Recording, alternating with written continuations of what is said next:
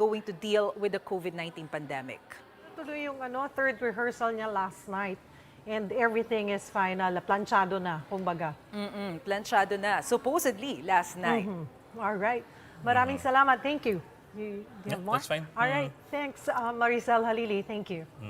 Yung last sona kasi ng Pangulo, 2019 sona, umabot ng 1 hour 33 minutes yung kanyang 1 talumpati. hour, 33 minutes. Last year's sona was, I think, the third longest ng Pangulo. So, this is his fifth. Siya ba lahat ng may hawak ng record na mahahabang mga sona really sure, sa lahat ng presidente? But I think he has the most colorful sonas Okay. that we know of so far. Anyway, the second regular session of the 18th Congress opens today. And we will be bringing in a while live, coming I think from the front of the Batasang Pambansa, si Shaila Francisco. But we're still waiting for some word good? from her. Okay, All right. let's bring her in. Shaila Francisco, can you hear us? Yes, Ed. Only 27 lawmakers and 3 House officials are set to be physically present here at Batasang Pambansa for the opening of the second regular session of the 18th Congress. Initially, though, the list of those who may enter is shorter. According to a reliable source, presidential son and Davao City Representative Paulo Duterte and Speakership in Waiting Marinduque Representative Lord Alan Velasco were among the recent addition to the list. The rest, meanwhile, will be joining the session virtually. Unlike in past sessions, there may be less action today as the usual procedure during the opening of the session will take place. Majority Leader and later Representative Martin Romualdez says the House is expected to lay down its top priority bills, including the passage of the 2021 budget and COVID recovery plans. What's interesting about today's session is that this may be the last time Congressman Alan Peter Cayetano will be opening the session as House Speaker. The Taguig representative will be passing the leadership to Marinduque Congressman Lord Alan Velasco. Cayetano assured his colleagues that he will honor the term-sharing deal on speakership with Velasco. Meanwhile, ahead of the President's address this afternoon, security measures are tied with additional health protocols in place due to the threat of COVID-19. Misting and checking of body temperature are required for those who will enter the complex. A total of 50 seats are reserved for cabinet members and lawmakers. Attendees had undergone swab testing or RT-PCR tests yesterday, and those who turned out negative are undergoing rapid tests today. This morning at the South Wing Annex, there's no word yet whether any of the lawmakers tested positive, but for now, it's all systems go here in Batasang Pambansa. But in case many turn out to be positive, the SONA may be held in Malacanang. Ed, Cheryl? Thank you very much. That was Shaila Francisco reporting live from the Batasang Pambansa. The global health crisis has wrought havoc on the government's plan. The coronavirus emerged with little warning and plunged the country into a crisis that has been going on for almost half a year now. But how did we actually get here? On January 30, the DOH confirmed our first case, a 38-year-old Chinese woman who came from Wuhan, where the virus came from. The Philippines then made history when it recorded the first COVID-19 fatality outside mainland China on February 1. Forward to March 7, and the DOH confirmed the first local transmission of the coronavirus. On March 11, the country's first local death was reported. It was also on that day that the World Health Organization called the outbreak a pandemic for the first time. The president on March 16 declared a nationwide state of calamity and placed Luzon under enhanced community quarantine or ECQ. Following the lockdown, infections in the country breached the 1,000 mark on March 28, and the number has continued to rise ever since. Health Secretary Francisco Duque III on July 15 claimed that the country has flattened the curve since April. Now, hours later, Duque retracted the statement, explaining that the curve has just been bent but not flattened. Malacanang has earlier warned that Metro Manila might revert to modified DCQ if cases hit 85,000 before the month ends. COVID-19 cases in the country breached the 80,000 mark on Sunday. That's less than half a year after the first case was reported in late January. More than 2,000 cases were reported on Sunday. Based on the latest data from the Health Department, there are currently over 52,000 active cases in the country. 39 people died on Sunday. The death toll is now inching closer to 2,000. Recoveries, meanwhile, now stand at more than 26,000 after nearly 400 individuals survived the virus on Sunday. Protesters joining the People's Sauna have started gathering in UP Diliman. To give us the latest update on the ground, we have Greg Gregorio live with us from Quezon City. Greg, how many participants are joining today's action and how are they planning to practice social distancing? Cheryl, no less than 10 groups are joining today's gathering here at University Avenue for the Sona Gaisa. That includes Bayan, Sanlakas, Karapatan, I Defend, Tindig Pilipinas, Concerned Artists of the Philippines, as well as other key individuals like known human rights lawyer Chel Jokno. The Makabayan bloc, led by Bayan Muna representatives Carlos Sarate and Euphemia Colyamat, ACT Teachers Party List representatives Franz Castro and Gabriela representative Arlene Brosas, staged a protest along Philcoa before gearing up for the Sona Gaisa. Bayan Secretary General Renato Reyes said the UP administration has allowed the rally here today since the venue can accommodate around 5,000 individuals. Attorney Chel Jokno said in a previous press conference, he said that a memorandum from the DILG reiterating the regulation of mass gatherings under the IATF's protocol cannot supersede everyone's right to freedom of expression as guaranteed by the very Constitution. They just assured social distancing will be strictly implemented as well as other health protocols. Meanwhile, the PNP clarified that protesters may only hold their rally inside the UP campus. In a press conference earlier today, NCRPO Chief Debold Sinas warned protesters that if they attempt to hold a rally along Commonwealth Avenue today, they will be asked to leave. But if they resist, they will be arrested and brought to Camp Karingal for procedures. 8,000 policemen will be deployed to secure today's Sona. 11 special sub-task groups are also positioned in key areas along Commonwealth Avenue. Finally, about 175 personnel will be stationed at 8 areas around the UP compound for the Sona Gaisa. Cheryl, according to organizers, there are marshals that will ensure the implementation of social distancing.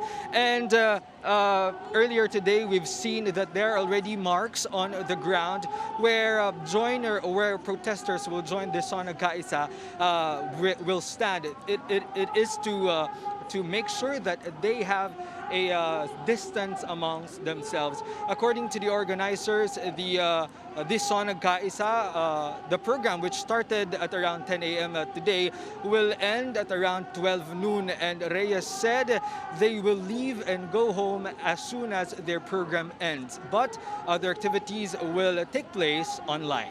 Cheryl? Bok, question lang kasi nasa loob ng UP yan, di ba?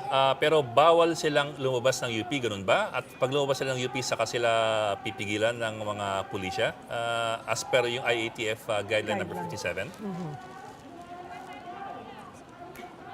Yes, Bok, yan ang mismong paliwanag ni yan ang mismong ipinaliwanag ni NCRPO Chief Debold Sinas kanina. Ayon sa kanya, ito kasing Commonwealth Avenue ay nadeklara bilang no rally zone at wala ding binigyan ng permit ang lokal na pamahalaan ng Quezon City para magkaroon ng mga rally. Kaya kung may makita man silang kumpulan ng mga tao, ay agad daw nilang tatanungin kung ano ang kanilang sadya at paaalisin. Kung sila man ay mag-resist o hindi sumunod sa mga otoridad, sila ay uhulihin at dadalhin sa Camp Karingal. Bok? You know, maraming nagtatanong din, Bok, or Greg, kayong dalawa na, ikaw, taga-UP ka eh. Kasi sinasabi nila, hindi, no, the reason why, people are asking, bakit pinagbawalan ang rally sa harap ng Commission on Human Rights, no, sa may Commonwealth, pero allowed siya sa loob ng UP. Kung titignan mo naman, they're both mass gatherings.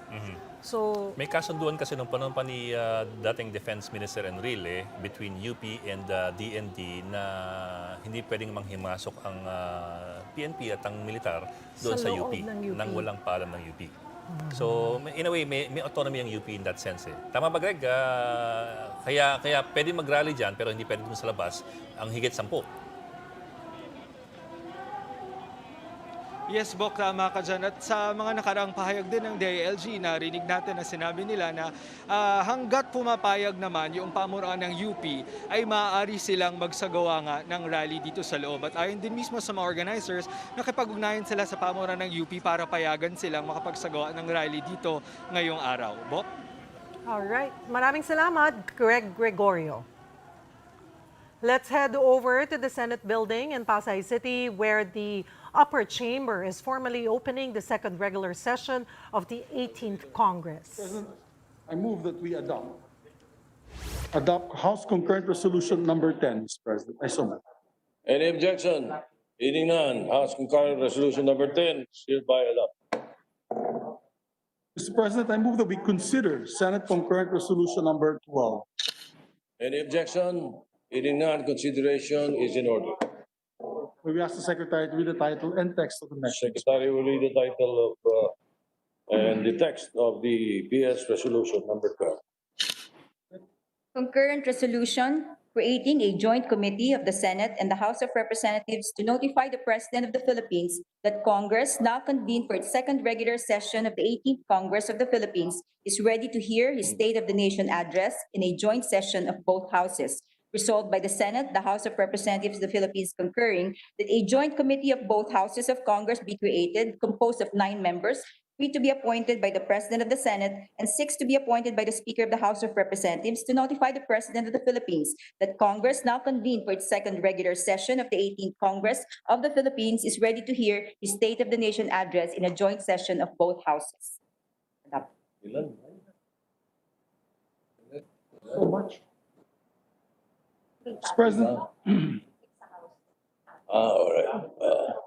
Mr. All right, President, what does the majority leader say? I move to adopt Senate Concurrent Resolution number 12.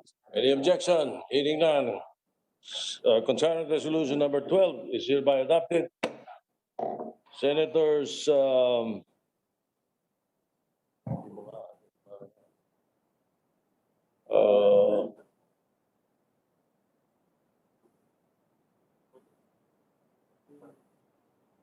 Senators Pia Cayetano, Senator Bong Revilla, and Senator Sherwin Gatchalian are hereby designated as members of the Joint Notification Committee. They will be attending sessions later. Thank you, Mr. President. Mr. President, ladies and gentlemen, we're now ready to listen to the address of our dear Senate President Vicente Soto III.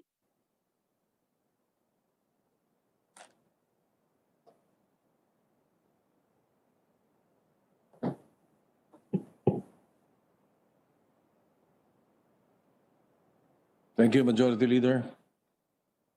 Thank you, my esteemed colleagues. To you, my dear colleagues, to all the hardworking civil servants in the Senate, to the dedicated public servants of all other government agencies, to our dear frontliners in the medical and other support services, at sa ating mga makapangyarihang mamamayan, kababayan. Magandang umaga po. I open the second regular session of the 18th Congress of the Senate with a sense of urgency and a purpose. As long as we share the burden of the COVID pandemic with other countries of the world, we must continue to work towards saving lives and easing our common anxiety.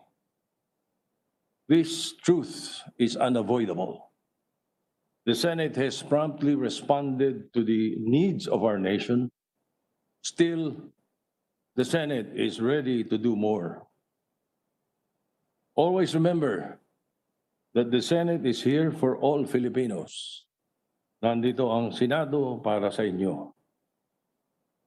I speak for all the senators when I say that the second regular session, in the second regular session, your legislators will be proposing laws that will answer the question, how can we make this situation better for every Filipino? My fellow citizens, Meron po tayong kasabihan, ang sakit ng kalingkingan ay dama ng buong katawan. Yan ang pakiramdam natin lahat ngayon. The travails brought about by the COVID pandemic. Since we are all affected, therefore, the resolution of the problem must reside in each and every one of us. In this moment of crisis, our survival depends on how strong we fight this crisis together. We are thankful for the reported recoveries from the pandemic. We are saddened by the deaths of many, inspired by the heroism of our frontliners, but we must not lose hope or turn our frustration to destructive anger.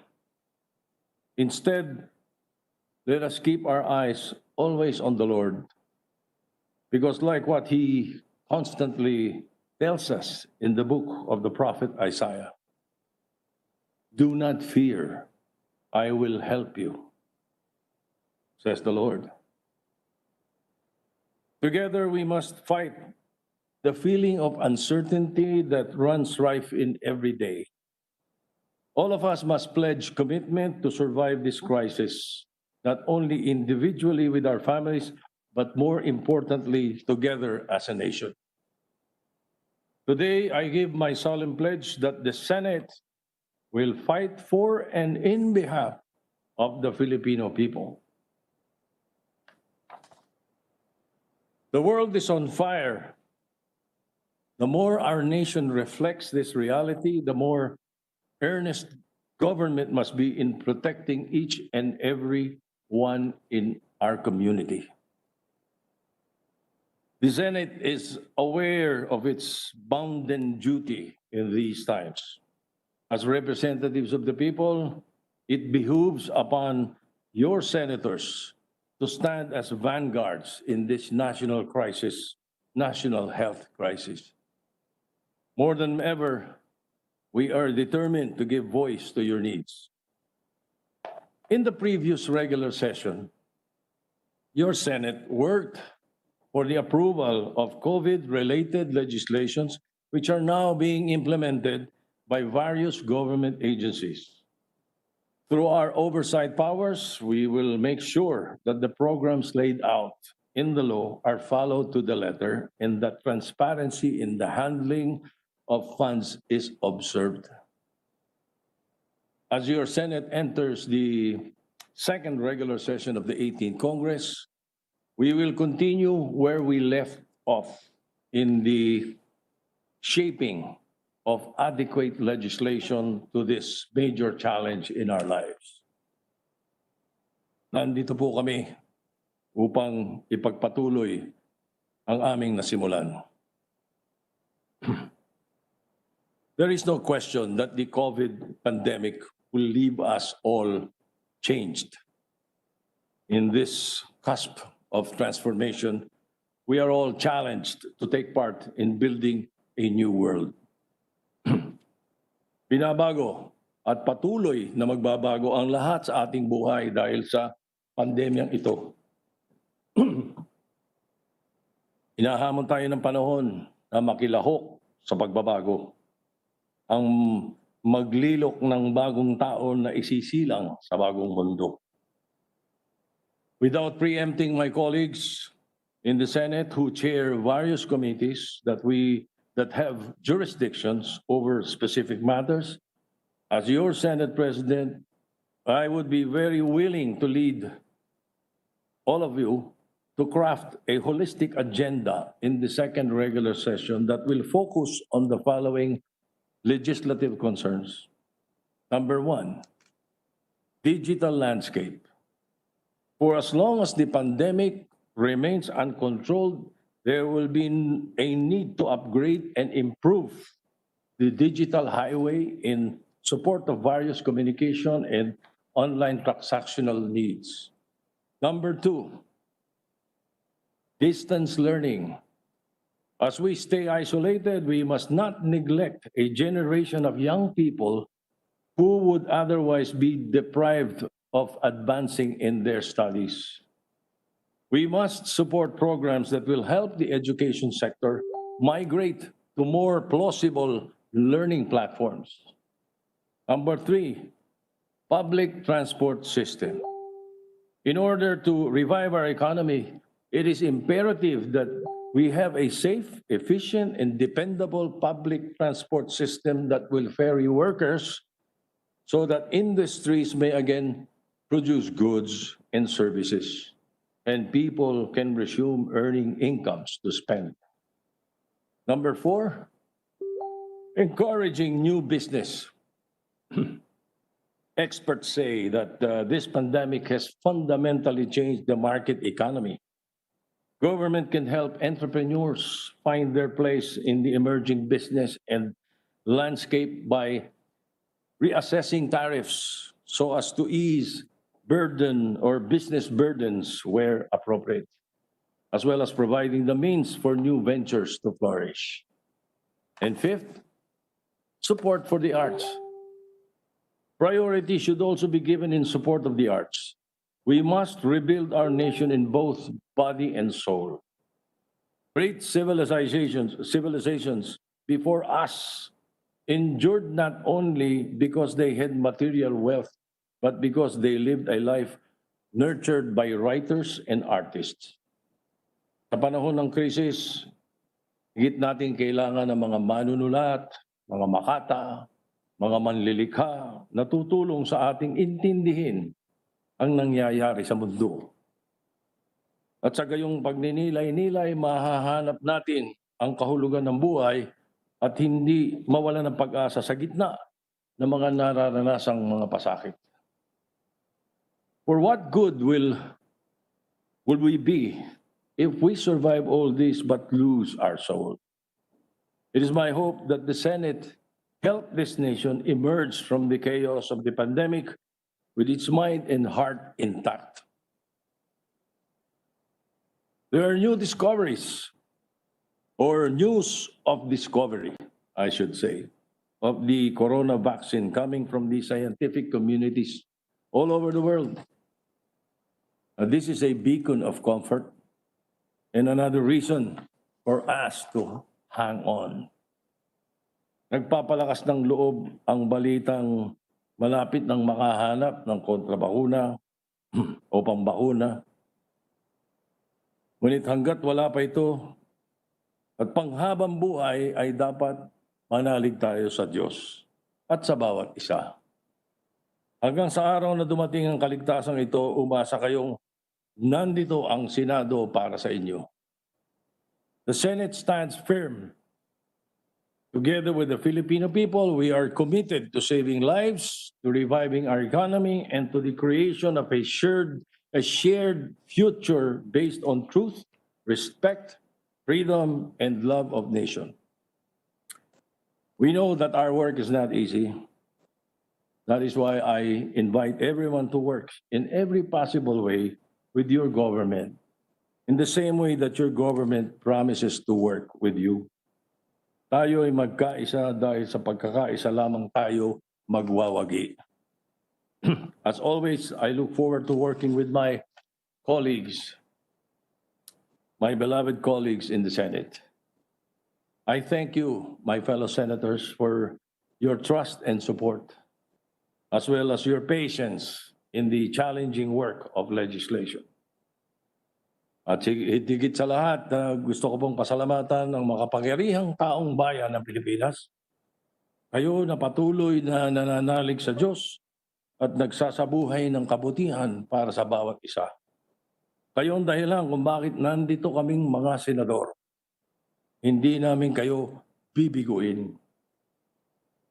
In closing, I would like to reiterate the Senate's appreciation to our medical and other allied frontliners who have, from the beginning and up to now, held the line.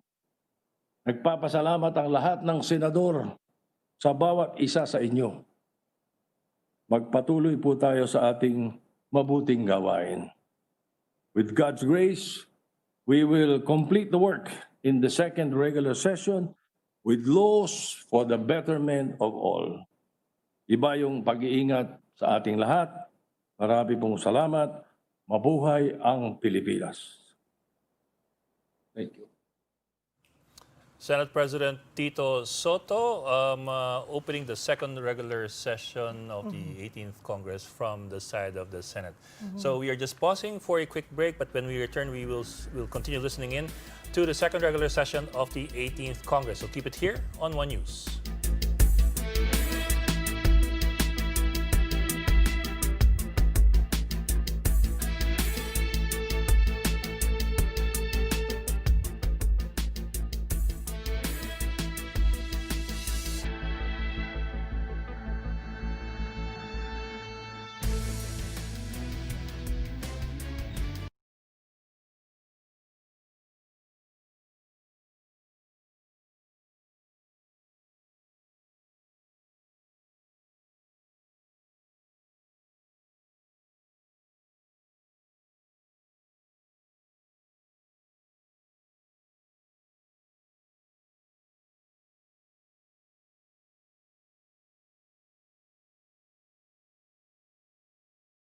Itong second regular session ng Congress kasi in a month or two magbubutan sila ulit kung sinong speaker.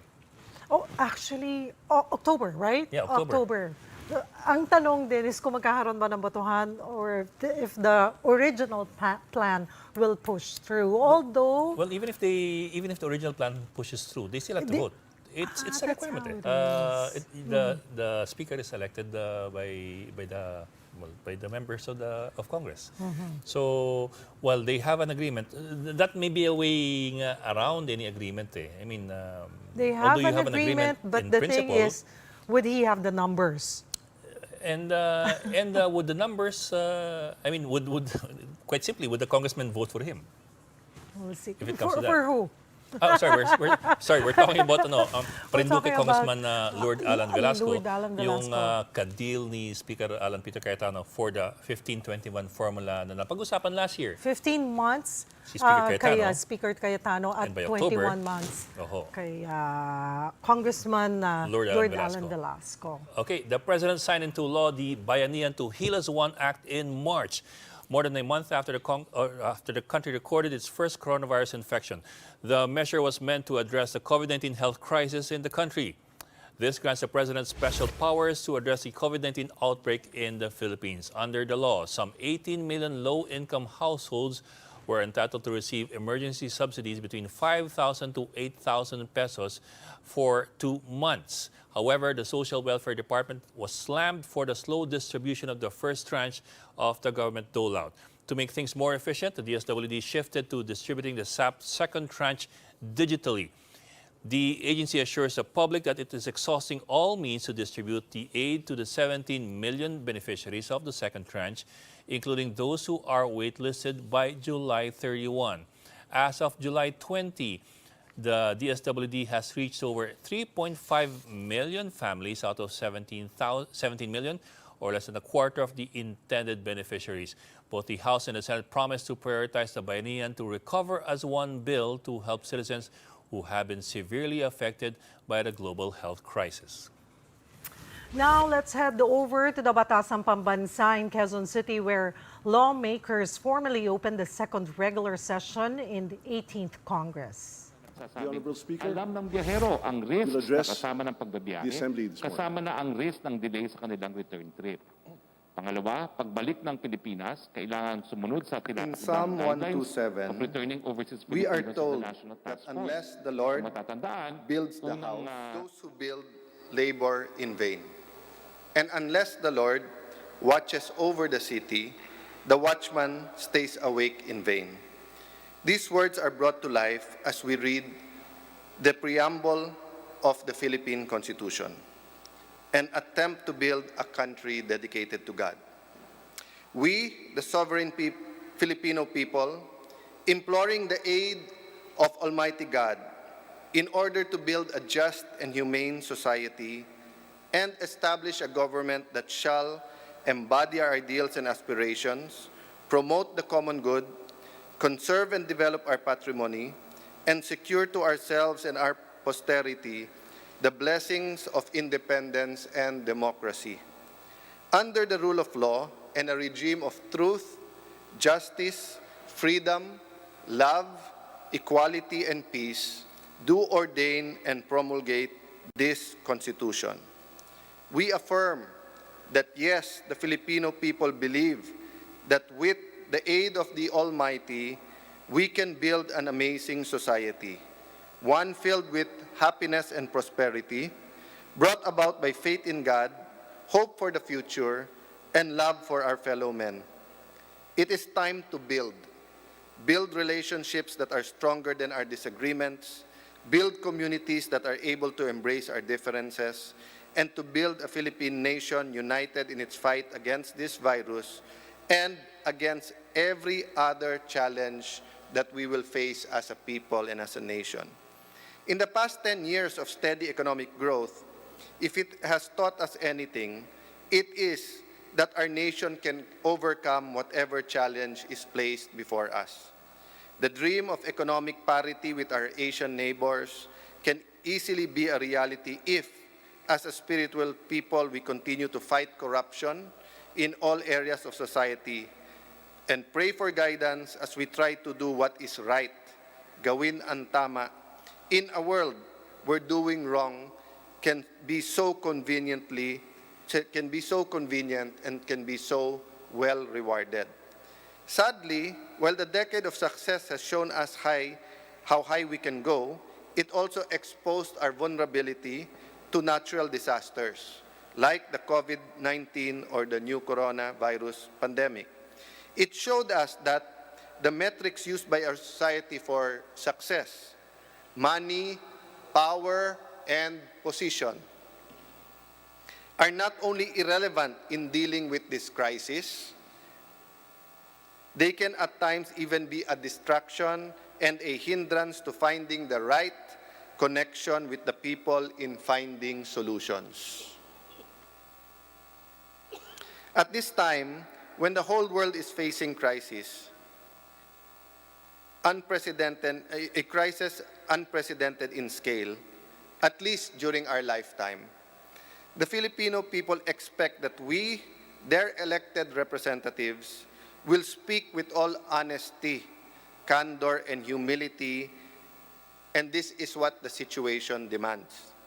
The enormity, the challenges, and the severity of the crisis we face require much faith, sacrifice, and hard work, not just from our leaders, but from each and every one of us. This is not the time to be unclear as to the intentions of this House of the People. Instead, we must speak frankly and truthfully, surely about our hopes and aspirations, but also, and perhaps more importantly, about our uncertainties and the fears that our people are facing. We cannot sugarcoat the fact that our way of life, what we once looked and took for granted as being normal, is completely, irrevocably, undeniably gone. It has forever been changed by this pandemic, and nothing we can do can bring it back. Everything from this point on should no longer be about recapturing the past. Huwag na po nating habulin yung kahapon. But we have to acknowledge in humility our mistakes, surviving the present and building a greater future. A great future depends on it. Humble ourselves, pray, discern, work hard. But definitely we need a plan, we need a roadmap. These are the hard realities. I know for those of you who have lost loved ones, yung mga hindi man lang nakapagpaalam, lalo po doon sa biktima ng COVID na nasa isolation. At sa inyo po na mga nawalan ng trabaho, lalo po sa nawalan na ng trabaho na stranded pa ho at hindi makauwi. I expect that the very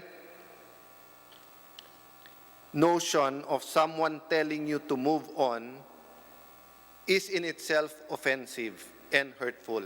Wala po kaming masasabi that will not be insensitive. But that is not our intention. It's not our intention to just say move on or ignore the hurt that you are feeling. Please believe us, your representatives, when we say we understand your grief. Most of us may not have actually felt it, but we also have friends, relatives, and of course our constituents who are suffering, and we see the suffering. And it is precisely because we know that what you are going through that I cannot in good conscience stay silent on this. Grave illnesses require bitter medicine. We cannot afford to be weak, not at this time, not with this virus. For this, I am eternally grateful that God, in His wisdom and mercy, has granted us the leadership that the nation needs during this crisis. As I take comfort in the President's firm but fatherly hand, I am also supremely confident about the ability of the great nation to endure the worst, as it has endured, overcome. That's Speaker Alan Peter Cayetano delivering his first address for the opening the second regular session of the 18th Congress. Now to talk to us about legal issues and policy-making concerns during the past year of the President's administration, we have with us Attorney Tony Lavinia, the former Dean of the Ateneo School of Government. Dean Tony, thank you for joining us po. Good morning. Good morning. Good morning, Ed. Good morning to everyone. Dean, what do you expect for this year's SONA? I'm sure every year binabantayan niyo yung SONA. This is the President's Yes, and I have a panglima. column labas ko lahat for every since the time of partially of GMA then Pinoy and now but I've always watched it since Cory's time when the SONA was more or less revived in the 87 Constitution. Well, two types of expectations. First is the content, and then second is the tone. And quite honestly, the latter is probably more important than the former. Although the former is obviously important. The content, two major things I would like the President to talk about. One is what is the plan on COVID-19 to prevent further infections. Alam niyo, dumadami ang infection sa atin kahit na ang haba na ng lockdown natin at napaka-stricto ng lockdown natin. Something is wrong in the strategy. So sana may humility to accept na, come on, let's reset. Nagkamali tayo, itong approach na nanguhuli, ng coercion, hindi yan ang problema kasi mataas ang compliance ng Pilipino. All the data shows that. So something is wrong. It's about testing, contact, tracing. It's about that. So you can lock down as long as you want, but So sana meron ganon na, and malinaw sana na may medical people in charge, may people with expertise. I have a lot of respect for our soldiers and our policemen, police officers, but they are not the experts on viruses, di ba? So sana may pagbabago dun sa response sa COVID. And then, equally important, yung economic response. People are bleeding. I think I heard a speech of Congressman Cayetano, Speaker Cayetano, and it's really true. People are bleeding. Of course, the irony there is some specific people bleeding, the ABS-CBN people that have been fired, is because of the act of Congress. Let's be very clear about that. But jobs have been lost. Millions of jobs have been lost. People are stranded because they lost their jobs or they were stranded because of the ill-advised timing of the yung lockdown. Kaya sana may malinaw din na plano how will we bring people back to work. Kasi yun ang solusyon, di ba? Itong pag-uwi ng mga tao sa probinsya is just temporary. Wala din trabaho doon. That's the reality that we have, di ba? Yung pag-aaral, pagbalik sa pag-aaral, lalo na ng mga taong galing sa private school, ang laking 75% of the students in private schools have not been enrolling. We suppose na dahil yan sa sa economic reason. So dapat may malinaw yung nabanggit kanina yung legislative agenda, yung arise na legislation. Generally, I support yung pinopropose ni Secretary Kimbo, ni Congressman Woman Kimbo, Stella Kimbo, at I think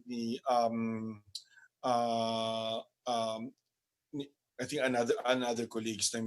We really have to put a lot more money into the economy para maayos natin yung ekonomiya. Tono importante. hindi natin ito kakayanin, yung pag-solve ng COVID-19 at yung pag-solve ng impact niya kung hindi tayo nagkakaisa. Di ba? We have to be united. So sana walang patira mamaya si Pangulo sa mga ABS-CBN na may-ari, walang patira sa kay Senator De Lima o sa anong mga opposition, 'di ba? Sa human rights defenders, 'di ba? Wala namang patira ng ganon. Kasi this is the time when we have to be united. So, yun ang expectation ko. Kasi kung hindi tayo magiging magkakaisa, halimbawa ngayon, 'di ba? There's a huge number of people that are in UP sa zona nagkaisa na nagbibigay ng alternatibo sa zona ng Pangulo kasi hindi acceptable sa kanila yung ginagawa ng ating gobyerno. Sana magkaroon ng humility na may pagkakamali at may reach out sa ibang mga grupo. Dahil hindi tayo ahon dito kung hindi tayo magkakaisa. Dean, na-mention nyo nga po, yung more of ang expectation nyo ay on the COVID-19, kung paano haharapin itong pandemya. But you also mentioned yung sa ABS-CBN franchise and maybe sa anti-terror law. You think magiging bahagi ito ng speech po ng Pangulo mamaya? I think so. Kasi unfortunately yung Pangulo, and that would be very divisive, you know that. Ang Pangulo kasi, yung kanyang comfort zone is not public health. Yung comfort zone niya hindi yung kabuhayan ng mga tao, hindi ekonomiya. Yung comfort zone niya yung military, yung police, di ba? So, baka matemper siya ng konti kasi tungkol sa terorismo, lalo na tungkol sa mga komunista kasi kakamatay lang ni Ka-Fidel. I think si Pangulo may sensitivity na gano'n. Kaibigan niya yun kausap niya yun mismo. So ang dami ko nakitang pictures na parang magkaibigan sila, di ba? So baka matetemper naman yun. Baka nga siguro magsabi niya, let's try this one more time. Di ba? That would be welcome. So you never give up on the peace process. But for sure, papalaban siguro yan. Unfortunately, babanggitin niya siguro yung war against drugs. And yung sinabi ko, yung sa human rights. Kasi ang laki din ng sama ng report ng United Nations sa State of the Human Rights in the Philippines. May looming, alam ni Pangulo yan, may looming siya na kaso sa International Criminal Court na maaring mariresolve na soon whether mapafile yon. So, mahirapan siya na, sa tingin ko, lalo na sa mga adlib, ako may adlib siya, you know na mag-adlib siya, di ba? Tsak na gagawin niya yon, which is going to be unfortunate kasi it will just divide people again. Para yan sa akin, yung palaging comparison dyan, si Pangulong Aquino noon, di ba, na kahit ang ganda-ganda na minsan ng estado ng bayan, ang una pa rin niya sasabihin ay CGMA. Diba? Left a very bad taste in the mouth because sinabi na yung tao na sa bilangguan unconstitutionally, illegally na detain si President Macapagal Arroyo din. So yung ganyan kasi doesn't unify the people. And that's what we need. Sa lahat ng mga zona, sa totoo lang, ang pinakagusto ko si Cory dahil kailangan siyang lumaban dahil sa mga kudita at dahil transition to democracy yon. At lalo na si Ramos. Kasi si Ramos always, palagi yan, Team Philippines. We are united, di ba? Yun ang dapat mong tema. Alam mo yung babalikan mo yung kasaysayan ng State of the Nation address. Galing yan sa US, di ba? Which is State of the Union address, di ba? It's about the unity of the country, the unity of the people, the common purpose of the people. Without that, we're doomed. Especially when we have a virus like this.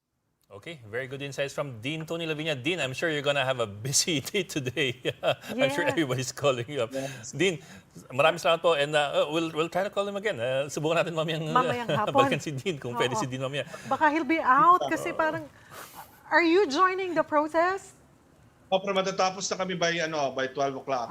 Okay. Kasi concert na yung 3 o'clock, di ba? Importante din kasi makinig kay Pangulo, makikinig ako kay Pangulo kasi believe it or not, hindi ako anti-Duterte, di ba? Pro-people ako, pro-country, pro-human rights, puro ako positive na but I'm not really anti-Duterte, especially being from Mindanao, di ba? I just call it what it is and what's wrong when you have to call it what is wrong. Thank you. Always good to have Dean Laviña with us. Maraming salamat po, Dean Laviña. Thank you po for joining us. Thank you. We'll be keeping a close eye on how the day unfolds. Tune in to One News for the coverage of the President's 5th State of the Nation address. For more updates, follow News 5, The Philippine Star, and Business World Online. Visit our website, onenews.ph, for more in-depth analyses. I'm Cheryl Cosin. You can also catch One News on the Signal Play app. Register for a free account now at www.signalplay.com and stream One News live anytime, anywhere. Business World Live is up next. I'm Ed Lingao. We are One News.